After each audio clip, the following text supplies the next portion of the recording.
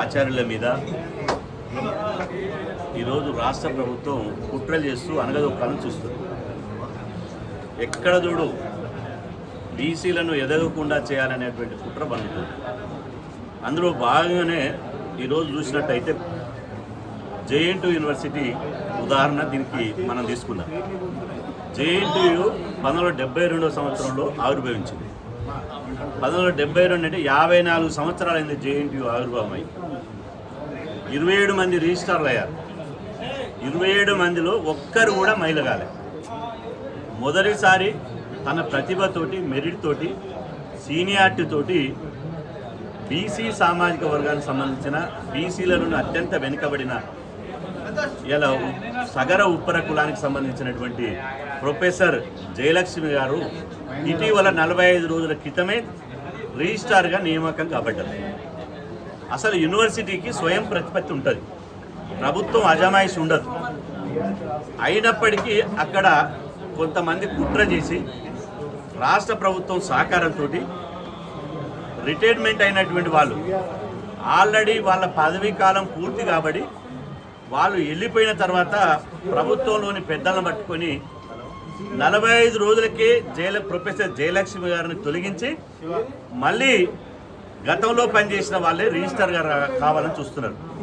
ఇది మేము తీవ్రంగా వ్యతిరేకిస్తున్నాం. ఇది ఒక వ్యక్తికి సంబంధించినటువంటి పదవి కాదు.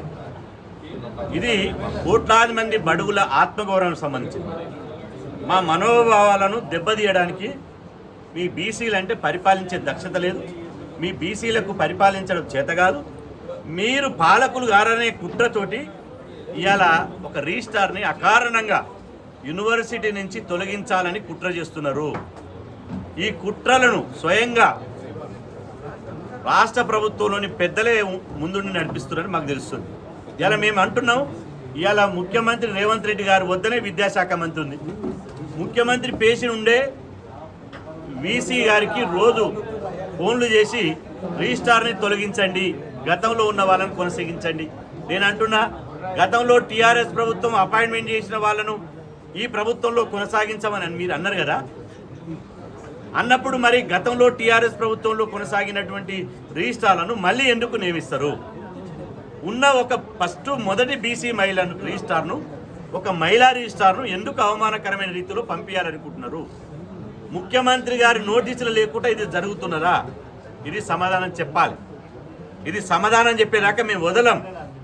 ఇవాళ మేము అడుగుతున్నాం, తెలంగాణ రాష్ట్రంలో 3 ప్రధాన యూనివర్సిటీలు ఉంటాయి. ఒకటి Osmania, 2 Kakatiya, 3 JNTU. Osmania university VC SC అయితే రిజిస్ట్రార్ రెడ్డి ఓసీ. అదేవిధంగా కాకతీయ యూనివర్సిటీ వీసీ రెడ్డి అయితే రిజిస్ట్రార్ ఎస్సీ.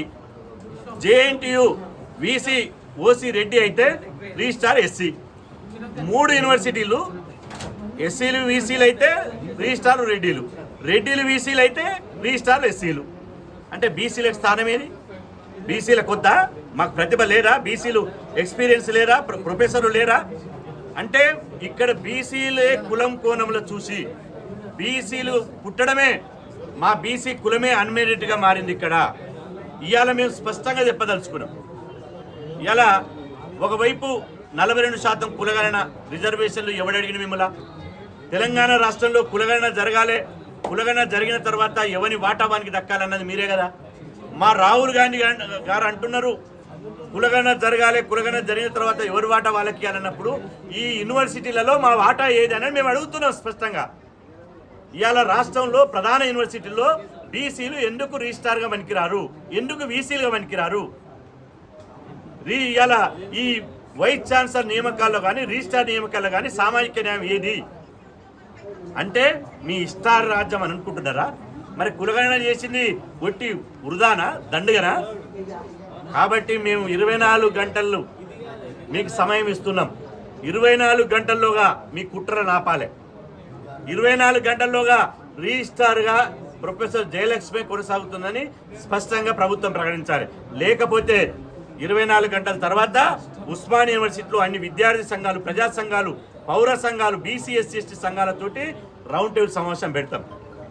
అప్పుడు కూడా స్పందించకపోతే 3వ తారీఖు నాడు సోమవారం నాడు వేల మందితోటి చలో జేఎన్టీ యూనివర్సిటీ పెడతాం, జేఎన్టీ మిమ్మల్ని బైఠాయిస్తాం, అక్కడనే వంట వార్పు పెడతాం, అక్కడనే పోరాటం చేస్తాం, బీసీల తడాకేందో ఈ ప్రభుత్వాన్ని చూపిస్తాం.